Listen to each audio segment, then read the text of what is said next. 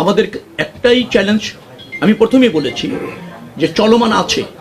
ঈদ যাত্রা নির্বিঘ্ন করার জন্য দীর্ঘদিন ধরে সব সময় সব মন্ত্রণালয়ে তার সক্ষমতার শতভাগ নিয়ে চেষ্টা করে।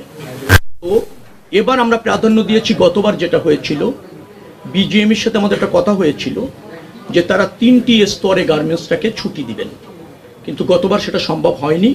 শেষ দিনে এসেই চাপটা পড়েছিল, যার ফলে গার্মেন্টসের যেদিন ছুটি হয় সেই দিন গাজীপুর এবং ওই সংলগ্ন এলাকায় 10 থেকে 15 লাখের মতো যাত্রী একদিনে বাড়ি যেতে চান। আর আমাদের সম্মানিত যাত্রীদের একটা হ্যাবিট হচ্ছেন, তারা বাস স্টপেজে এসে টিকিট কেটে গাড়িতে উঠবেন, এই ধৈর্য এই সময় তাদের নেই। তারা ছুটির পরে দ্রুততম সময়ের মধ্যে বাড়িতে যেতে চান। তারা রাস্তার উপর চলে আসেন, ওইখানে যে যানবাহন পান তাতেই উঠার চেষ্টা করেন, সেটা বাস হোক, ট্রাক হোক, পিক আপ হোক, ফিটনেস থাকুক না থাকুক তারা এটা চেষ্টা করেন। তো তারা বাস স্ট্যান্ডে এসে টিকিট কেটে নিয়ম মেনে গাড়িতে উঠবেন এরকমের মানসিকতার মধ্যে থাকেন না, এভাবে তারা অভ্যস্ত না। ওই দিনটা আমাদের জন্য খুব চ্যালেঞ্জ হয়ে যায়, এটা যানজটও তৈরি করে এবং অনাকাঙ্ক্ষিতভাবে যে কোনো যানবাহনে যখন তারা চলে ঝুঁকিও বাড়ে, দুর্ঘটনা ঘটতে পারে। আবার ওই রকম পরিস্থিতিতে ভাড়া নিয়ন্ত্রণ করাটাও কঠিন হয়ে যায়, কারণ স্টপেজগুলি, কাউন্টারগুলি যেভাবে আমরা দেখভাল করতে পারি, নজরদারিতে রাখতে পারি বা যতটুকু দায়বদ্ধতা তাদের আছে প্রতিষ্ঠিত পরিবহনগুলির, তো ওই যত্রতত্র পরিবহনের আর তখন সেটা থাকে না।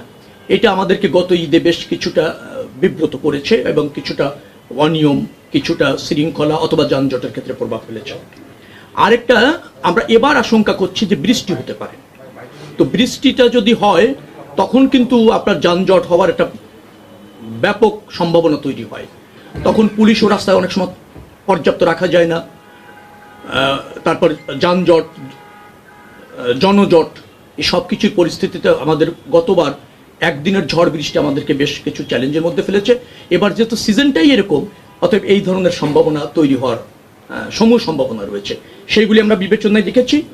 আর এবার হচ্ছে 1 কোটি যাত্রী আরও বেশি গতবারের চেয়ে, তার মানে হচ্ছে কুরবানিযোগ্য গরু, তো তাদেরও আসা যাওয়ার ব্যাপার আছে। গতবার আমরা ট্রাক, লরি, কাভার্ড ভ্যান নিয়ন্ত্রণ করার চেষ্টা করেছিলাম 4 দিন আগের থেকে, কিন্তু আমরা সফল হয়েছি বলছি না। আমরা ওই অঞ্চলে প্রচুর ট্রাক, কাভার্ড ভ্যান চলেছে, এটা নিয়ন্ত্রণ করা যায়নি। আর গাড়ি আপনারা জানেন যে একবার যদি রাস্তার উপর চলে আসে, তাকে নিয়ন্ত্রণ করে সাইডেও যদি আপনি নিতে চান, তাতেও যদি 5-10 মিনিট সময় লাগে, তাহলে 10 থেকে 15 কিলোমিটার ট্রাফিক হয়ে যায়, কারণ গাড়িতে একটার সাথে একটা একেবারে লাগিয়ে চলছে, এরকমভাবে যায়।